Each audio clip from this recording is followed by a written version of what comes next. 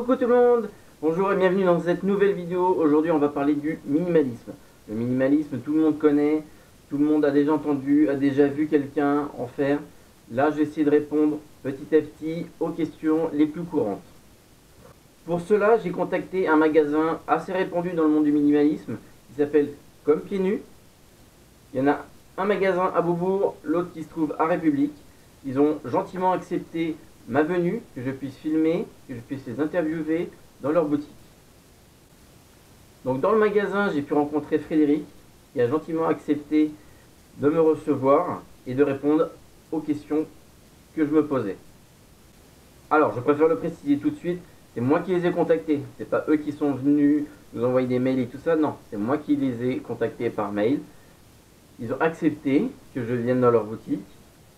Je les en remercie, mais il n'y a pas de sponsoring derrière. Cette vidéo n'est pas du tout sponsorisée. Donc Frédéric va nous faire une petite présentation rapide du minimalisme. Voilà, dans les grandes lignes. Qu'est-ce que le minimalisme? Comment l'aborder? La transition. Et ensuite, on va voir tous les modèles de chaussures qu'il a dans son magasin. Et il va nous expliquer quel type de chaussures pour quel type de course. Allez, maintenant je vous laisse regarder le petit reportage et on se retrouve après. Frédéric, bonjour. Merci de me recevoir dans ta boutique qui se trouve au 163 de la rue Saint-Martin. D'accord. Je te laisse faire une petite présentation de ta boutique. Donc la boutique, ça s'appelle Comme Pieds Nus, compieds-nus.com. Le sujet, c'est en fin de compte d'avoir des chaussures qui vont faire du bien aux pieds. Et on va parler beaucoup de minimalisme, donc des chaussures pour lesquelles on n'aura pas de talons. Pour lesquelles on n'a pas d'amorti, qui vont être souples et légères. Ça, en gros, c'est les 4 caractéristiques qu'on va vraiment rechercher sur nos chaussures. Il y a une autre boutique qui se trouve Avenue de la République, au 58 Avenue de la République, ça fait métro Parmentier, près de République. Et la différence entre les boutiques La différence sur les boutiques, c'est que sur celle de République, on a la marque Innovate, qu'on n'a pas dans celle-ci, qui est un tout petit peu plus petite. D'accord. Je vais te laisser nous parler du minimalisme. Oui. Pourquoi certaines personnes se mettent au minimalisme? Ce que ça apporte dans la course, dans le coureur. Voilà.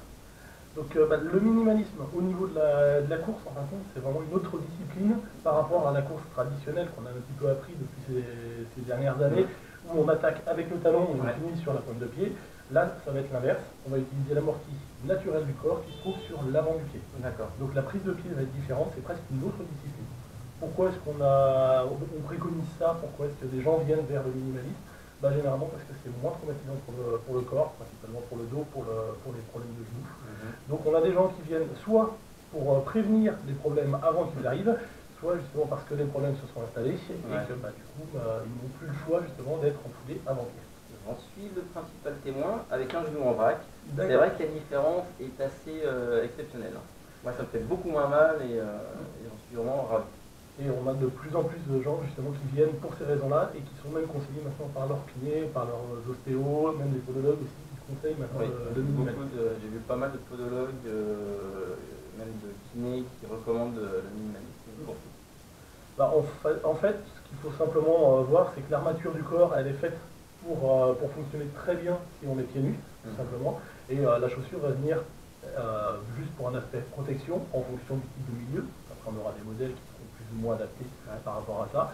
Et le but, c'est justement de tonifier le pied plutôt que de lui donner une cale artificielle, parce que le pied il est feignant, de base, il va se démuscler si on lui donne trop de maintien, trop de support, et l'amorti, en fin de compte, ne va pas forcément être nécessaire pour l'activité. Donc c'est une autre réponse aux chaussures qu'on appelle un peu maximalistes. Et du jour au lendemain, on peut partir sur du minimalisme Non, du jour au lendemain, on ne fera pas, ça se fait pas en claquant les doigts. On aura besoin de faire une transition. La transition, ça se fait par étapes en fin de compte. Ça se fait, il n'y a pas de souci, il n'y a pas de risque si on le fait de manière cohérente. Donc il faut y aller progressivement avec une règle vraiment essentielle, c'est écouter son corps. Donc on peut lire plein de choses sur les transitions, on peut voir des plans d'entraînement. Ce qu'il va falloir faire, c'est vraiment suivre son corps par rapport au plan d'entraînement. On n'a pas un timing à respecter, il faut tout simplement y aller progressivement. Il y a des gens qui s'adapteront plus vite, d'autres qui s'adapteront moins vite, c'est pas une course. Le but, c'est vraiment de permettre au corps de s'adapter, de se retonifier et de se muscler en conséquence. Et il y a des chaussures qui font la transition, qui permettent une transition plus rapide, ou est-ce qu'il n'importe quelle chaussure mais prendre son temps? Alors, en fin de compte, on a des intermédiaires vers le minimalisme, des chaussures qui vont quand même être plus souples, plus légères et qui vont réduire le drop. Donc ça peut être une manière d'aborder le minimalisme. L'autre manière, c'est de se dire qu'on va directement sur des chaussures qui sont totalement minimalistes, et auquel cas on va en fin de compte y aller plus progressivement, tout simplement, mais découvrir plus les sensations, entre guillemets, pures, presque comme si on était pieds nus. Et on peut très bien faire une transition, même pieds nus. C'est tout à fait possible. En barefoot. Voilà, tout à fait. Ouais. Après, c'est ça, écouter son corps. Voilà, faut écouter aussi ce qu'on a envie de faire. Il n'y a pas de bonne ou mauvaise solution. En fin de compte, on peut très bien commencer avec des chaussures très fines ou avec un intermédiaire. Donc, faut y aller en fonction de ce qu'on veut. Donc, l'idéal, c'est encore de tester, tout simplement, de tester les différentes chaussures, les différents modèles, et de se faire son avis sur la question. D'accord. Niveau chaussures en minimalisme, donc il y en a pour la course bien sûr, mais il y en a aussi pour d'autres sports ou pour tous les jours? Oui, en fin de compte, les chaussures minimalistes de base, c'est avec les 4 caractéristiques que je disais tout à l'heure. Donc, à partir du moment où on n'a pas de talons, pas d'amorti, qu'elles sont souples et légères, on peut les classer comme chaussures minimalistes. Après, il y a différents degrés entre guillemets de minimalisme. Et la clinique du coureur, justement, nous parle d'un indice minimaliste. Et cet indice-là va justement nous indiquer un petit peu quel degré de minimalisme atteint la chaussure. Sachant que une chaussure qui a 50% de minimalisme n'est pas réellement une chaussure minimaliste au final. Donc ce qu'il faut, c'est vraiment avoir les modèles en main, les avoir au pied pour découvrir ces sensations. Ça c'est l'idéal.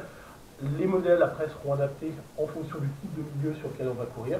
Donc on aura des semelles plus ou moins épaisses. Sur une semelle pour goudron, il faudra que ça résiste bien au goudron, mais on n'aura pas forcément besoin d'avoir une grosse épaisseur de semelle, alors que pour du trail, on aura besoin de plus de protection, donc la semelle sera plus épaisse. Mais toujours sans déniveler entre l'avant et l'arrière, par contre pas dedans. D'accord, merci bien.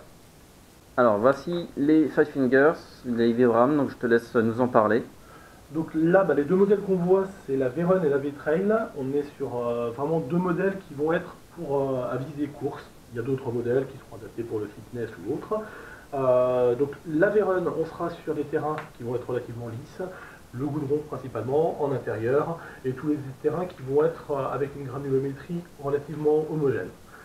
Si on va sur des terrains plus accidentés et en terrain naturel, on aura besoin de plus d'accompagnement au niveau de la semelle, donc de plus de protection, et auquel cas on passera sur le modèle V-Trail, donc avec une semelle qui offre plus d'accroche et un dessus de pied qui va offrir plus de maintien aussi, puisqu'on va plus solliciter la structure de la chaussure.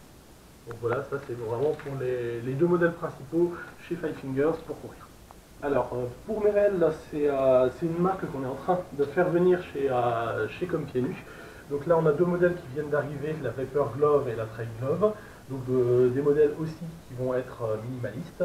Donc là on attend aussi la Bare Access qui devra arriver début 2018.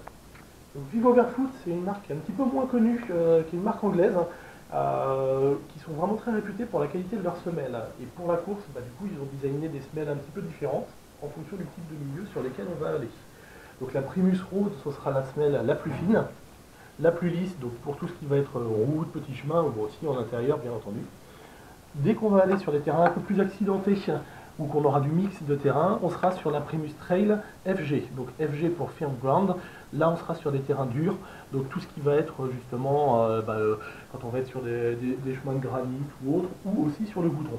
Après si on va sur des terrains beaucoup plus gras, on sera carrément sur la Primus Trail SG pour Soft Ground, avec là des crampons qui vont vraiment bien adhérer sur terrain gras, sur pelouse par exemple, ou dans la boue, pour la mud day par exemple. Et enfin, le dernier né de la gamme, c'est la Primus Swimrun FG pour les courses au îlot. Donc ça, ce sera pour le swimrun. On pourra alterner des phases de course et des phases de natation. Et si on pousse même à l'extrême, entre guillemets, on a aussi un modèle qui sera adapté pour la course, qui s'appelle Eclipse. Donc le modèle de sandales pour courir.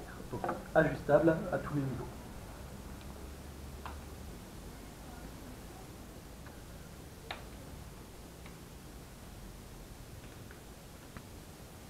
J'espère que cette petite vidéo vous aura plu, j'espère qu'elle vous aura appris quelques petites choses sur le minimalisme.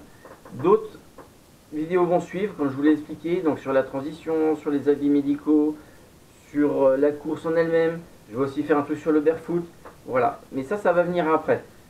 J'espère que cette vidéo aura répondu à certaines de vos questions. Si vous aviez des doutes, si vous avez quoi que ce soit, n'hésitez pas dans les commentaires à mettre des avis, ou si vous avez des questions sur le minimalisme ou sur toute autre chose concernant la course, j'essaierai d'y répondre. Et surtout, s'il vous plaît, abonnez-vous. Les petits likes, bon bah vous les mettez si vous voulez, hein, ça c'est pas à moi de vous dire de le faire. Maintenant je vous dis à bientôt et bon run.